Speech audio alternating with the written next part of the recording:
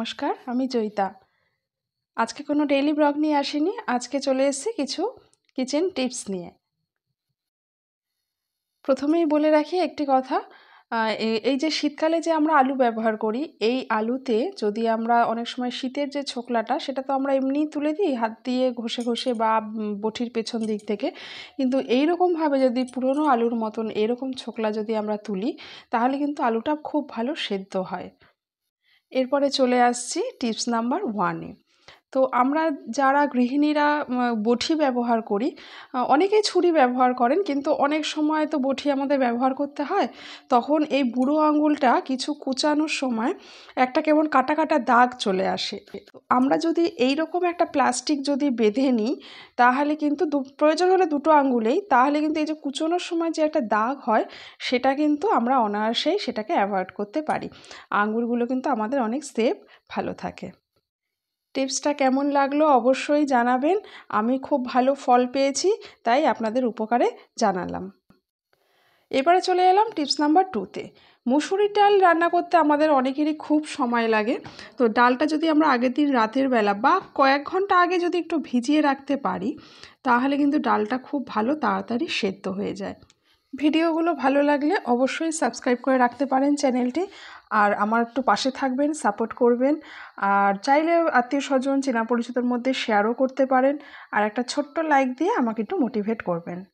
এবার চলে এলাম টিপস নাম্বার 3-তে। আমরা যদি ডাল এইরকম ধরনের একটা কোনো পাত্রের মধ্যে রাখি তাহলে এর মুখটা কিন্তু যথেষ্ট বেশ ছোট, ফলে আমরা ডালটা ঢালতে আমাদের সুবিধে হয়। বেশি ডাল পড়ে যাওয়ার একটা ভয় থাকে না, পরিমাণ মতন ডাল নিয়ে আমরা ব্যবহার করতে পারি। তো এই টিপসটা কেমন লাগলো অবশ্যই কিন্তু জানাবেন। এবার চলে এলাম টিপস নাম্বার 4-এ। উচ্ছে খেতে অনেকেরই খুব অসুবিধে তেঁতুর জন্য। তো উচ্ছে যদি আমরা কেটে একটু লবণ মাখিয়ে রাখি কিছুক্ষণ ধরে তাহলে কিন্তু উচ্ছের তেতো ভাবটা কেটে যায়।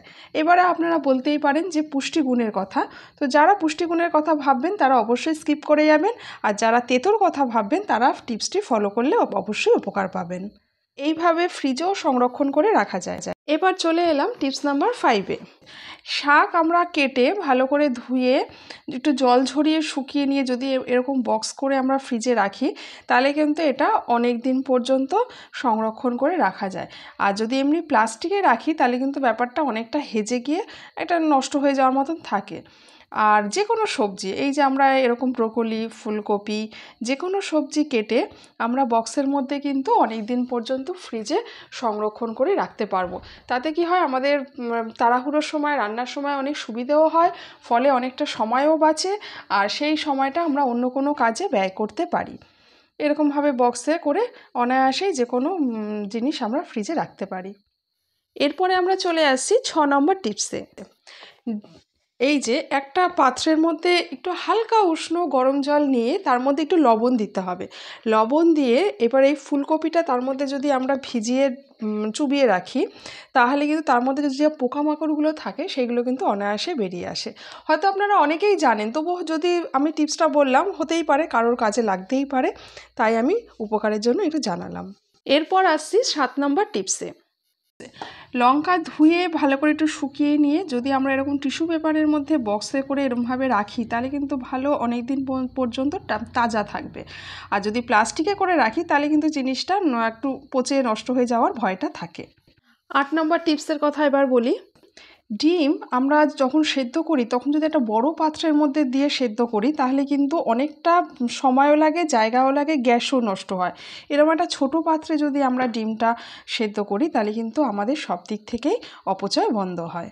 এবারে আসি 9 নম্বর টিপসে। আমাদের অনেক সময় অনেক কিছু পাইপে আটকে যায়, তো আমরা যদি সপ্তাহে অন্তত একটা দিন একটু গরম জল যদি এরকম সিঙ্কের মধ্যে আমরা ঢেলে দিই তাহলে কিন্তু পাইপটা অনেকটা ক্লিয়ার হয়ে যায়, পরিষ্কার হয়ে যায়। আমাদের সবার বাড়িতেই সিঙ্ক আছে আর আমরা ব্যবহার সবাই করি। এইবারে তার সাথে আরেকটা কথা বলে দিই, সিঙ্কের মধ্যে যদি একটা এইরকম ধরনের নেট আমরা যদি ব্যবহার করি না তাহলে অনেক সময় খাবার দাবার ছোটোখাটো জিনিসপত্র অনেক কিছু পাইপে গিয়ে তো ওটা জাম হয়ে যাওয়ার ব্যাপার থাকে, তখন এই নেটটা থাকলে সেটা কিন্তু অনেক কম হয় এবং খুব কম সিঙ্কটা আটকে যায়, ফলে সিঙ্কটা ভালো পরিষ্কার থাকে। এবারে আসি 10 নম্বর টিপসে। রসুন কিন্তু আমাদের যখন প্রচুর রসুন লাগে সেগুলো ছাড়ানো খুব সমস্যা হয়।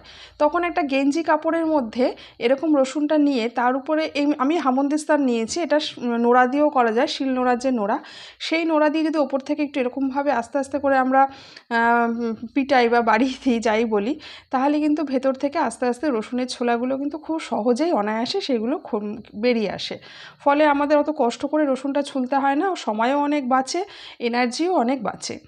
তো এইটা মাঝে মাঝে একটুখানি পিটি দেখতে হবে ভেতরটা কতটা ছোকলাটা বেরোচ্ছে, সেই বুঝে বার করতে হবে।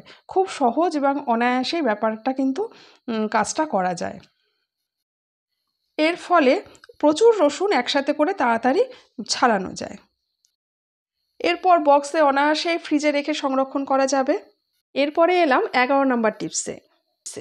পেঁয়াজ আমাদের ভীষণ কাদায়।